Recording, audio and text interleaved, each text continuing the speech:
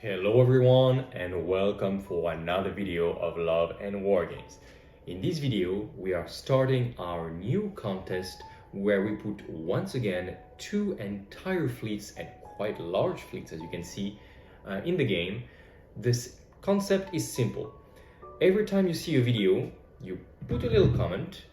First of all, it makes us happy, it helps to get the video seen by more people, and you will get one ticket for each first comment on a new video that you put to gain one of those two entire battle fleets. It worked quite well the first few times we did this, and we are going to do it once again. So one comment per video, per new video that you comment, equals one chance to win.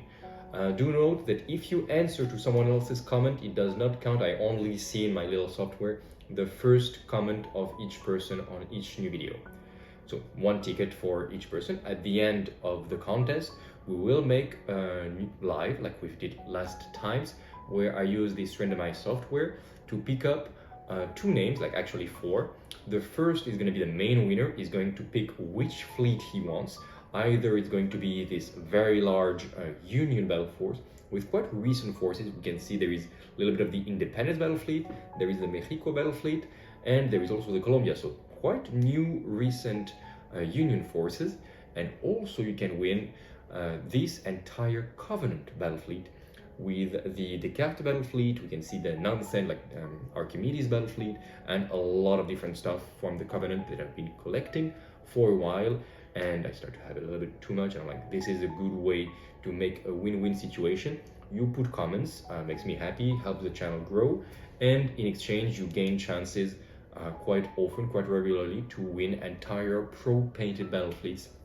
The Covenant have been painted partly by Gork Miniatures, Gork Factory, and the rest, half of the Covenant and all of the Union, have been painted by Yes Miniature.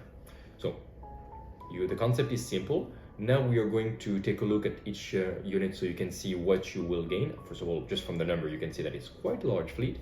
The thing that I want to point out as well is that we're not going to put a hard time limit, again, like we've been doing the last few times. We're going to put a score limit. We are right now, as I record this video, at we just passed 1,000 followers. We're at 1,020 followers, if I am not mistaken. We're going to push to 1,500 followers, so 1,500. When we reach 1,500 followers, the contest is gonna end, and we are gonna pick up who is going to win the main winner, the choice of his fleet, and who is going to be the secondary winner that will take the second fleet. We will pick up 4 names because we can have this situation maybe where the first or even first 2 names are not available, or they don't want, or something like this. And this way it will allow us to have some reserve to, if we don't have we cannot reach the first few, we're gonna have some more. Okay, without further ado, let's have a look at all the ships that you can win. Alright, so we said we will have quite a lot of ships, and we absolutely do. Do note that for both fleets, I did not try to make a too complex fleets. Like I could put some very exotic units, like some aerials and stuff, but they are a little bit harder to play, and I wanted each of those fleets to be more, how to say, beginners friendly, I would say. So that even if you're a new player, you can just pick this Union fleet or pick this Covenant force and have a good time, and they are going to be quite easy to play. Okay, I'm going to start actually with the Union, and as you can see, 3 flagships and a lot of support. We are going to start with this beautiful, well, actually this comes from the Mexico battle fleet set, but you can absolutely play it as a Constitution. There is nothing stopping you from this. And it's a good, tough frontline ship. All 3 of the flagships of the Union you will see are quite tough. It has a shield generator, 3 forward heavy gun batteries, easy to maneuver, and just good old American firepower. A very good ship to keep in the heart of your battle line. I bring you 2 of the discoveries, which go kind of like with it in Tesla battle fleet. You have this electric generator that it can actually shoot, and an electric gun battery to the rear. Very fast, very powerful ships. You've seen them a couple times on the channel, and they actually got some serious buffs ever since. So now they're really efficient ships, a little bit glass cannon, but very fast and very lethal. They will go very well with a Mexico inside a Tesla battle fleet. You get two of those, this one and this one right there. Let's continue with the standard ships with the Yorktown, a single Yorktown that I got from the Independence Battlefleet set. Standard. It doesn't give victory points to your enemy if you play him by himself, which you probably will.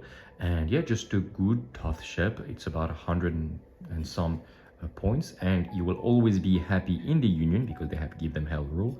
You will always be happy to have two forward-facing gun batteries, and don't forget that give them hell also work on its broadsides.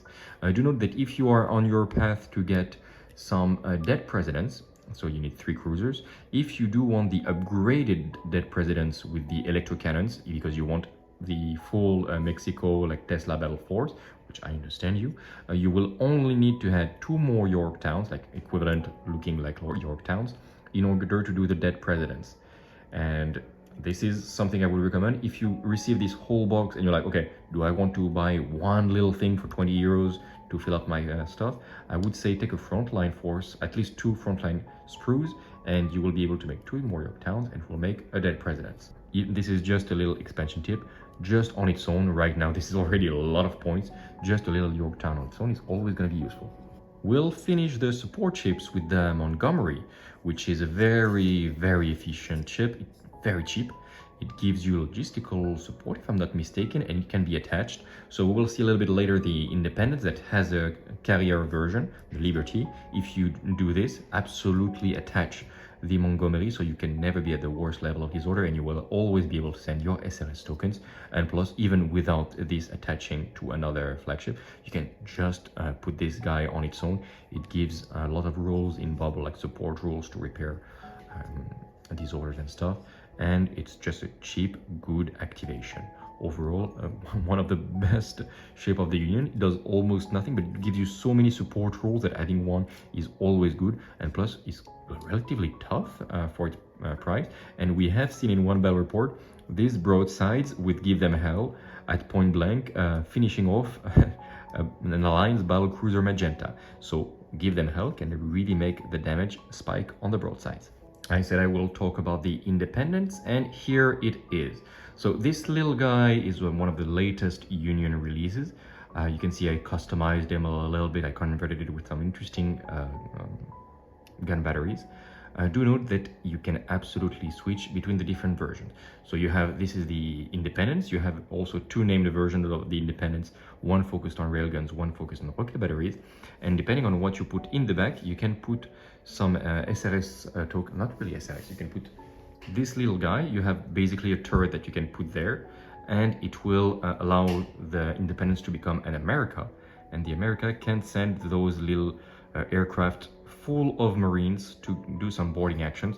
That is very cool. Do note that the Columbia, we'll talk about it in a second, also have this option to send those SRS tokens. I will give you 4 of those SRS tokens, so you can have fun with this and do as many boardings as you want because they look good on the table.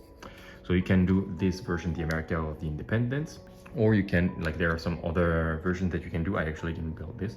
I'll use it for terrain. And you have the Liberty battle carrier, which is the other interesting version. I would say it's either the America, either the Liberty. The other are fun, but whatever. And the Liberty battle carrier, which you can see you can have quite a few things. I think you have a shield, you have quite a few generators, and it allows you to have a cheap source of SRS tokens. I will give you a couple SRS tokens as well, so you can have fun with that. And yeah, the Liberty is a good option when you don't have the points to bring something more expensive as a carrier. Always a good choice to have the Liberty, and remember to put the Montgomery, or is it the California actually? The California, in case you have the Liberty. Let's continue with the aircraft that you will get. You will get 2 of each. So you will have 2 of these Patriot automatas, which are these little bit very fast moving glass cannons charging units. You can see them made a little flight effect there. They are, if I can focus, they are very efficient, very fast, very fragile of course, but they do their job incredibly well. If I can focus, yeah, there it is. And you will also have 2 Acrons. Those you can play them in big packs, but you have only 2 of those with the Independence Battlefield set that I'm giving away here. And they can be used especially as escort tokens. Quite expensive, but they do give you extreme range on your rocket batteries and heavy rocket batteries.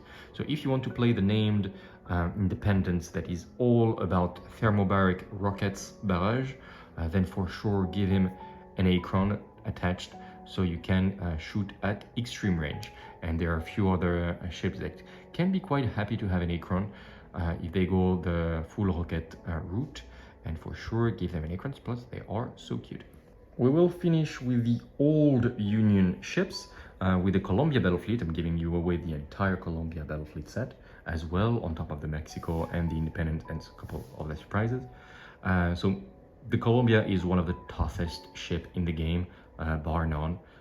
You can play actually this entire battle fleet there as a Union or as Alliance if you want to start a little Alliance fleet a little bit later. It has some inbuilt resin rocket batteries, and you can, those are often going to be heavy gun batteries. And in the rear, if you play Alliance, you can put a Shroud, you can put also gun batteries there, and there is a named version for the Union, which is the USS Monitor that you have seen, for example, in the live at the Dingue de Jeu that we've been doing this weekend recently, but you've seen it on our channel as well. This is basically the same as the America. You have a little helicopter pad lander here, and then you can send those helicopters full of Marines over you to make some boardings as you charge down. Absolutely love the Columbia and the Monitor, one of my favorite ships to play in the entire game, and I've actually grown quite fond of the appearance of the ship, this very tough industrial looking ship. Alongside this guy, you will have 3 of the Gettysburg cruisers. This is actually an inbuilt Gettysburg, and the other one you have the option to make them, for example, Saratogas, which is what I play them usually. But yeah, you have a little space for the gun batteries in the rear. This guy, the third one, I made a Gettysburg for sure because I think it's a linchpin. You need a Gettysburg. It's very tough. It's a great frontline unit, and yeah, you should always try to have at least one. But for the other 2, you have an option. Make a bigger pack of Gettysburg, always very good idea, or actually make another of the variant that you might want. Plus it looks really good. You will also have, I think, like 6 of the Springfield Corvettes, good escorters. You can put 2 or 4 of them as an escort. I will always recommend you to put 4 Springfields, as I did there in the formation. At least 4 Springfield in escort of the Columbia. It looks great on the table, plus it combos perfectly. They can combine their firepower with Give Them Hell. The Springfields have corvette duty. It's just a match made in heaven. So you have 6 of those, and I think you have not 6 but 7. I don't know where the 7th is coming from, but you have 7 of those escort tokens. Absolutely adorable as well. Again, put as many as you can on the Columbia, but escorts are lovely everywhere on the America, of course, because the weakness of the America is torpedoes and SRS. This helps a lot to have more escorts, and same with the Constitution. It doesn't like torpedoes, so more escorts is always going to be very lovely. It's so small, as you can see, but you do get quite a lot of them, and when you make all of them next to each other like this, it becomes a very good looking fleet. As you can see, for the Union, you have basically an entire frontline armada. You have some options to do some support, some send SRS and stuff, but mostly it's a fleet that is going to be very tough, very aggressive. It will hold the center of the map very well, and once it reaches closing for the heavy gun batteries and the gun batteries and point blank to shoot with their broadsides, with Give Them Hell everywhere, it is going to be a force to be reckoned with. So that is the first fleet we put in the contest, and the second fleet that will be available to win is going to be this Covenant force there. So there you have a lot of variety. I will start with the big boy right there, which is the well, it comes from the Archimedes battle fleet set, and this little guy right here is the Nansen version. It is the aircraft carrier version. Like, love this guy. In terms of rules, I also quite like the design, even though I prefer the Archimedes. It is a very good battle carrier because it has a lot of weaponries, like here, there. It can shoot a little bit everywhere. Good firepower, quite tough. It can send quite a little bit of SRS, not as good as a dedicated carrier, but still good enough. It has logistical support, and it's just going to be a very good use of your points. Plus, if I can focus on it. I mean, the paint job is quite cool. I love this. Little Covenant colors, green, purple, and a little bit of gold. I think it's very much in theme. And you can always switch with the different versions. Of course, I will provide everything. Everything is magnetized, so you can just switch to make the Archimedes version if you want this with this orb. Or you can, of course, upgrade to the Chaos Orb, and this needs to change as well then. But yeah, you will have absolutely every piece needed to make all the variants that you like. And this is more like the Schneider named version. Overall, very tough, very pricey actually if you play the versions with the big balls. But this is a flagship that your enemy will be scared of.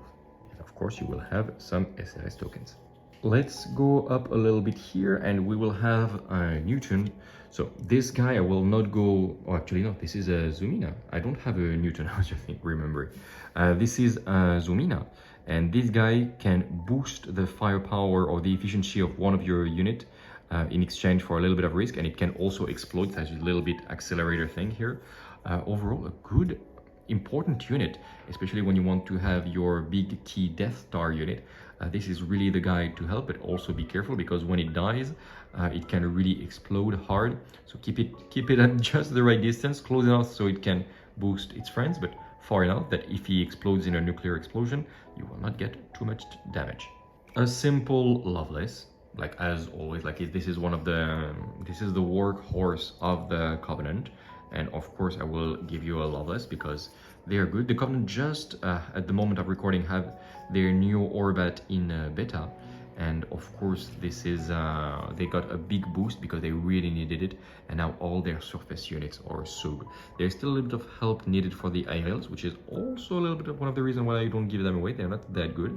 I'm giving you a quite good beginner's fleet, and the Loveless, like for the price that it costs now, I'm like, what the hell? This is a very good ship. You make it wave lurk turn 1, then turn 2 you'll be close to your opponents with your close combat weapons, and you will activate your entropic generator, and let's just say your enemy is gonna have a very tough time dealing with you. Also to gain is this Quintillion bombardment cruiser. So this little guy sends just volley after volley of cyclonic missiles. As the name suggests, these things are no jokes. Also have a little generator in the back. And yeah, just overall a good artillery unit. I think it's extreme range, or whether or not it's extreme or long range, it is blast, and it's very rare to have a good blast extreme range weapon, like, or just long range. And this means this guy will, just having one in your list will force your entire enemy's deployment to be careful and spread out, especially the mass ones unit that don't want to be one shot by those cyclonic missiles.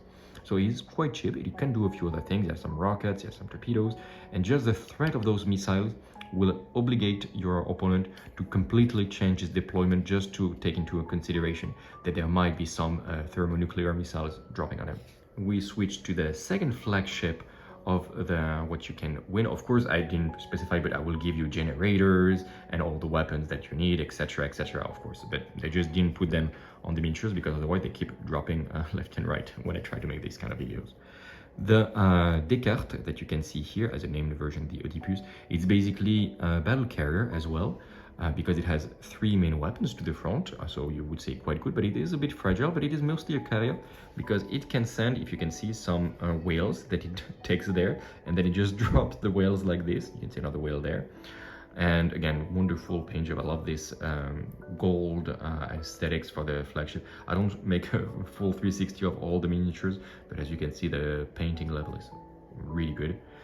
And for the Descartes, it is fragile, so it is a bit fragile, so you need to know how to use it, but it has good firepower, fair resistance because it has quite a few ways to, especially with the Luminiferous defenses, to survive, and it has good firepower, and it can send SRS tokens. You can even put it an upgrade, because by default you can send up to 5 of these Visiteers, which are basically big whales full of boarding troops, to make a boarding attack. But you can pay an upgrade, which I would do 100% of the time right now. For 40 points, you can, on top of sending whales, you can send some orcas, which are almost the same range as the normal SRS tokens, and they just devastate enemies. They're very hard to intercept, and they throw a lot of dice, so of course you want to pay the upgrade. This is an absolute king of the seas, and you will want to put it almost in every table. Be careful, this is not your tank. Keep it hidden, keep it shooting and sending SLS tokens, but all the other ships almost are there to make sure that this guy does not get focused on, because this is one of your main source of damage for your fleet. On top of the Descartes, or if you don't want to put a Descartes, you can have a Vesalius. And this little guy is also a whale launcher. I think by default it can only, I think it only sends orcas, and it cannot upgrade to send visitors, but still, if you don't upgrade the Descartes, or you can have, if you really want to load up on the orcas, get a Vesalius. Very, very fragile. Like, this is one of the most fragile ship of the Covenant. It will get crippled very fast, and then it doesn't send anywhere near as many orcas, so keep it hidden behind islands all game long if you can, and then just send wave after wave of orcas, which is what it wants to do. I'm also putting you this little guy, so I have a few different versions, few different weapons that you can put here. This guy you can play as a Châtelet. You will be able to play it as well as Belgica, which can be the flagship, and Antarctica as well, and that is already quite good. And you will have a few different versions. As you can see, like, I got it built and painted a little bit later, and I was like, okay, don't inbuild this main thing. There are a few versions of the head that can be an aircraft, like a carrier, it can be a main weapon, etc, etc. So you will have some options there, and yeah, you can also absolutely proxy it as a second Loveless if you want, or otherwise you have all the other options that are open for you. You will get a lot of bits with these fleets.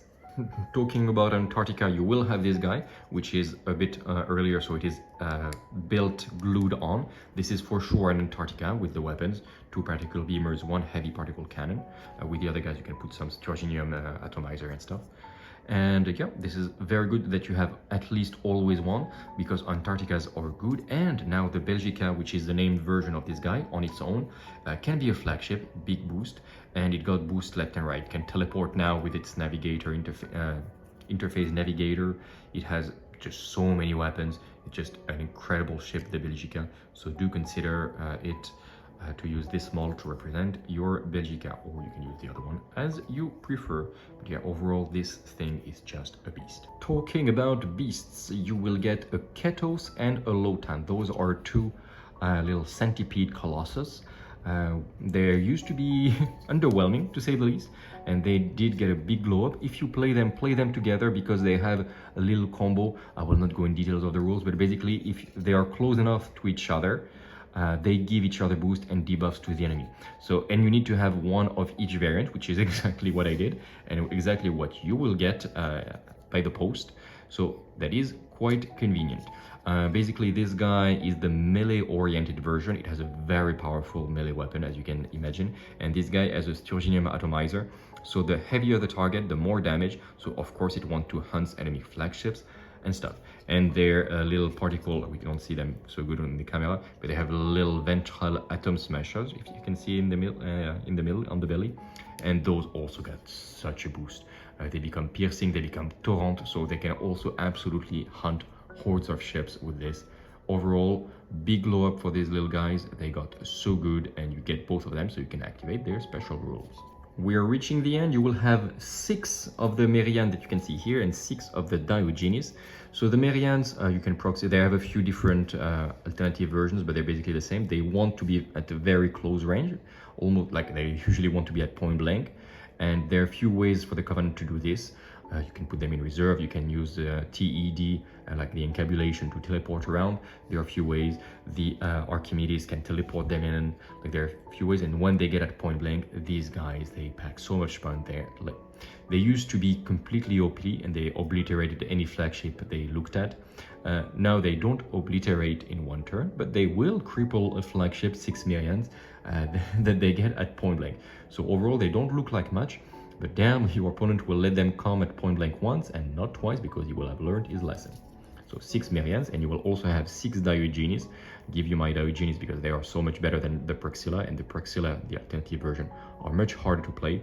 So those are expensive but very tough for the point cost mass 1 ships, because they have 3 hull point, they're going to be submerged, they're going to shoot from all the way across the map. So you can have 6 of those. They can deep dive now, so they are almost untargetable 1 every other turn. and having 6 of those is just going to be such a pain for your opponent to deal with. They're a great unit. They're basically your, let's say, long range artillery or skirmisher or harassers. Keep them away from the enemy, and if your opponent wastes his firepower dealing with them, that's good for you, because he will need to spend so much firepower to deal with them. And if he doesn't, with Pack Hunter, these guys are lethal, but if he does want to deal with them, he will have to put a lot more points than what you paid for them in order to deal with them. And the very last ship for the Covenant, but not least, absolutely not least, is going to be the Plinius. So this little guy, I love it because he does a little bit of everything. It is tough for an aircraft carrier.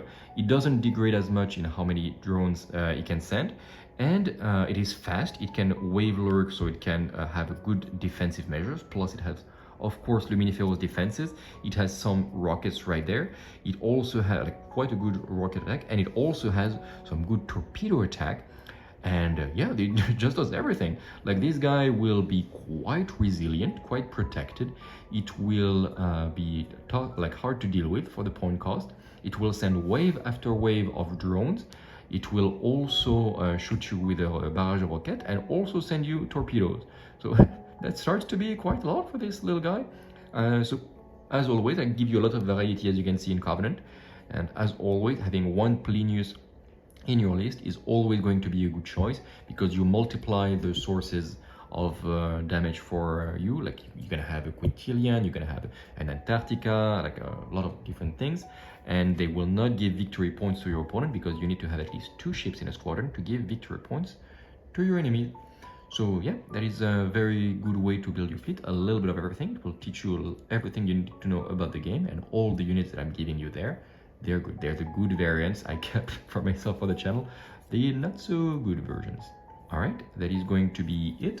I hope that you enjoyed the video. I hope that you will already start to comment on this video and all the upcoming ones, so you can have as many chances as possible to win these battle fleets. One Union, one of the Covenant.